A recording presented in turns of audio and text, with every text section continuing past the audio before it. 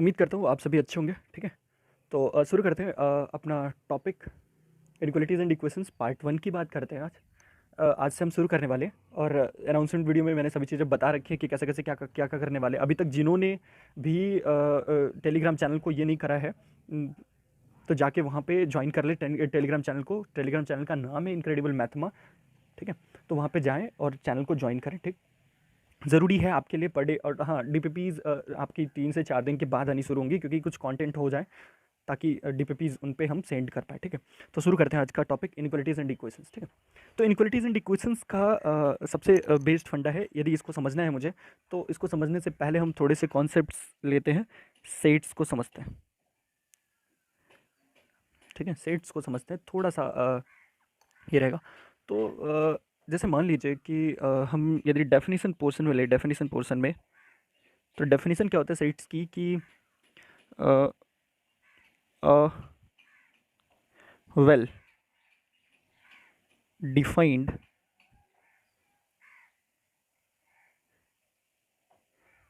Collection of objects, नहीं, a well defined collection of objects are called sets। ठीक है, sets क्या है? एक वेल डिफाइंड ऑब्जेक्ट्स का कलेक्शन है, well defined collection of objects of sets, जिसमें कि हर एक एलिमेंट क्या है, वेल डिफाइंड है। तो बाकी हमने कहा था कि आपको डीप में समझना पड़ेगा कि आखिरकार ये है क्या। जैसे मान लो हम वेल डिफाइंड का मीनिंग समझें। ठीक है, वेल डिफाइंड की मीनिंग समझें, तो वेल डिफाइंड का मीनिंग क्या है कि जैसे मान लो कि हमने कह दिया कि कलेक्शन, कलेक्शन का मतलब आप समझ रहे हो, कलेक्शन मतलब ग्रुप। ठीक है, तो जैसे मान लो कि मैंने कह दिया कि if A1 A2 and A3 these are the 3 elements, entries कह लो आप या ऑब्जेक्ट्स कह लो, तो इनके ये ग्रुप है मान लो। ठीक है, तो सबसे पहले ग्रुप को हम ऐसे रिप्रेजेंट कर देते हैं यदि सेट्स को रिप्रेजेंट कर रहे हैं तो, और हम एंट्रीज जो होंगी स्मॉल लेटर से रिप्रेजेंट करते हैं। ठीक है, तो ऐसे रिप्रेजेंट कर दिया। ठीक, और मैंने कह दिया कि भाई जो हमारे पास पूरे सेट को रिप्रेजेंट करना होता है तो कैपिटल लेटर से रिप्रेजेंट करते हैं। अब ठीक है, हम बातों को समझते हैं। ठीक है, कि कैसे देखिए सेट्स का रिप्रेजेंटेशन उनके एलिमेंट्स के नेचर के बेसिस पे होता है। ठीक है, तो जैसे मान लो कि जो एलिमेंट्स हमें गिवन है A1 A2 A3, if they are discrete, तो first one condition is if they are discrete. यदि वो डिस्क्रीट है then they are written in curly bracket. वो कर्ली ब्रैकेट में लिखे जाएंगे यदि एलिमेंट्स डिस्क्रीट हैं तो।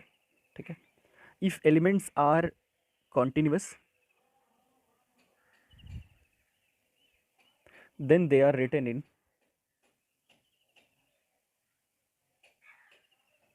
they are written in some like small brackets or some this or some this और सम लाइक दिस। ओके, ऐसे हम रिप्रेजेंट करेंगे। ठीक, अब ये तो रिप्रेजेंटेशन था, अभी समझते हैं वेल डिफाइंड का मीनिंग क्या है।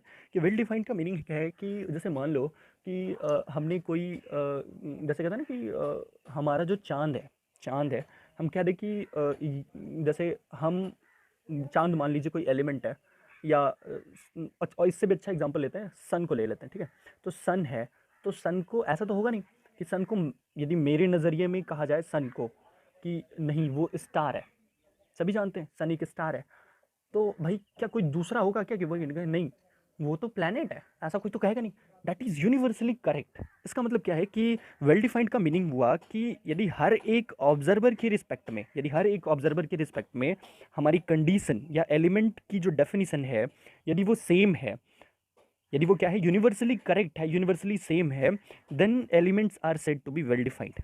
तब एलिमेंट्स को हम क्या कह देते हैं, वेल डिफाइंड कह देते हैं। ठीक है, तो कुछ और एग्जांपल्स भी ले सकते हो आप।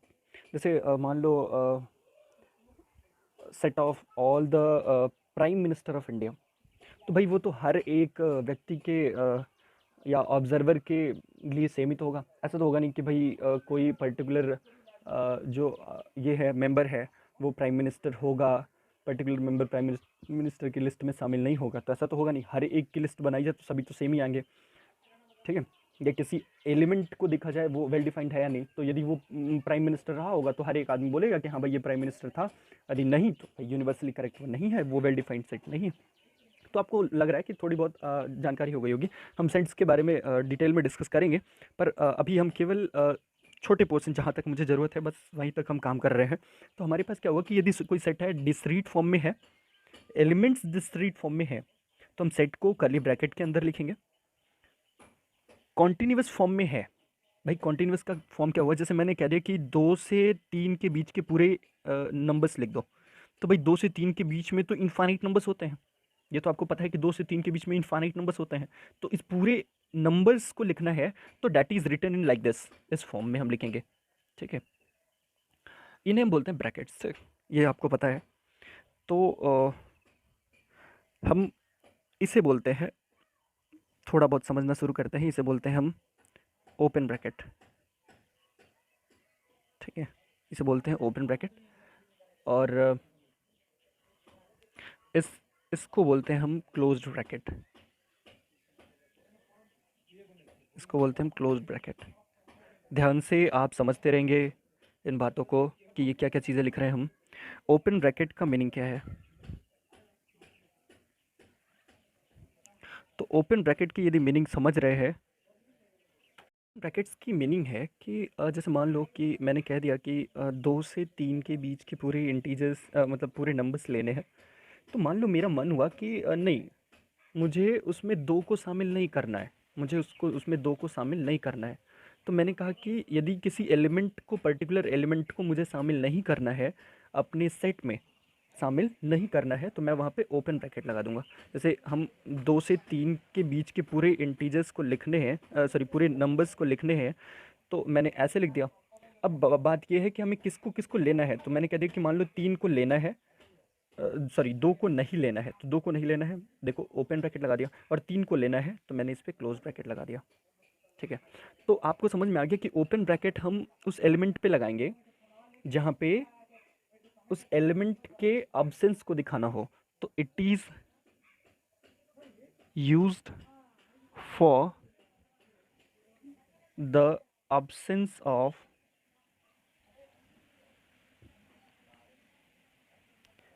element,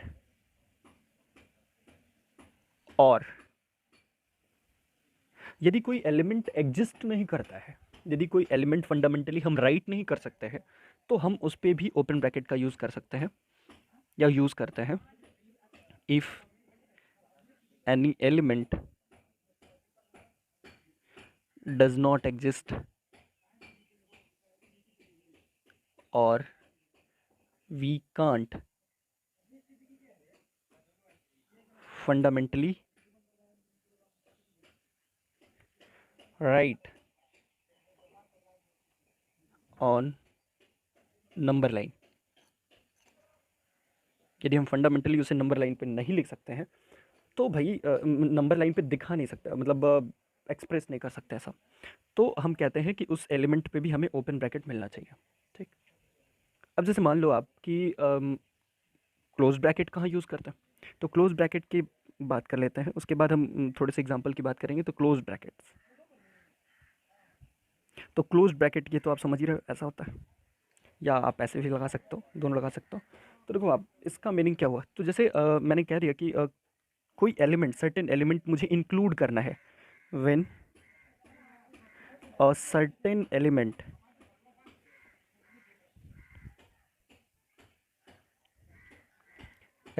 इज इंक्लूडेड, एंड भाई इंक्लूड कब करेंगे, ऐसे मुझे लिखना चाहिए था, अ सर्टेन एलिमेंट एग्जिस्ट, वो एग्जिस्ट करता है, and is included, in our set, then we write closed bracket for the given element. ठीक है, उस एलिमेंट के लिए हम क्लोज ब्रैकेट का यूज़ कर लेते हैं। ठीक है, अब जैसे हम कुछ बातें समझते हैं पहले। जैसे मान लीजिए कि मैंने कह दिया कि यदि कोई ये है नंबर लाइन है, वहाँ पे ये 2 है, यहाँ पे मान लीजिए 3 है। मुझे इस बार क्या करना है, पहले तो मुझे ना तो 2 चाहिए, तो देखो अब 2 नहीं चाहिए तो मैं इसे होल से डिजिग्नेट करता हूँ नंबर लाइन पे।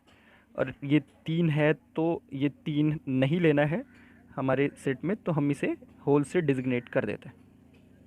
चारों को यदि हम लिखना चाहें, इस पूरे ये सेट लिखा हुआ है, ठीक है, तो यदि ये देख सकते हो आप, एक कॉन्टिन्यूस सेट लिखा हुआ है, तो इस कॉन्टिन्यूस सेट का रिप्रेजेंटेशन इन्हीं ब्रैकेट्स के अंदर में होगा, क्लोज ब्रैकेट ओपन ब्रैकेट की हेल्प से करेंगे। तो यदि मुझे इन चारों का ये करना है, रिप्रेजेंटेशन करना है, तो ज़रा ध्यान से देखिए, 2 से 3 के बीच का लेना है, तो 2 और 3 लिख दिया। यहाँ पे 2 को नहीं लेना है, 3 को भी नहीं लेना है, तो 2 को नहीं लेना है मतलब ओपन, 3 को भी नहीं लेना है ओपन। फिर लिखा 2 3, यहाँ पे देखो 2 और 3 एंड के एलिमेंट लिख दिया मैंने। 2 को भी लेना है, 3 को भी लेना है, तो 2 3। देखो जिस एलिमेंट को लेते हैं नंबर लाइन पे लिखते समय उसे डार्क कर देते हैं। ठीक है, डार्क कर देते हैं। अब जैसे मान लीजिए कि मुझे 2 को नहीं लेना है, 3 को लेना है, तो भाई सीधे सिंपल 2 3 लिख दिया। 2 को नहीं लेना है तो ओपन, 3 को लेना है तो क्लोज्ड। वैसे ही यहाँ पे 2 3, 3 को नहीं लेना है, 2 को लेना है। तो इस तरीके से हम अपने पूरे ये लिखेंगे। ठीक है, अब कुछ कॉम्बिनेशंस की भी बात कर सकते हैं, यूनियंस की भी बात कर लेंगे। यूनियंस सेम टू सेम, जैसा आप थोड़ा बहुत जानते होंगे यूनियंस के बारे में, तो वैसा ही होता है। ठीक है, तो बात करते हैं और शुरुआत करेंगे नेक्स्ट वीडियो से अपने इनइक्वलिटीज़ टॉपिक की। इतना मेरा थोड़ा सा प्री रिक्विसाइट था, इतना ज़रूरी था। ठीक है, तो तब तक के लिए bye bye, God bless you.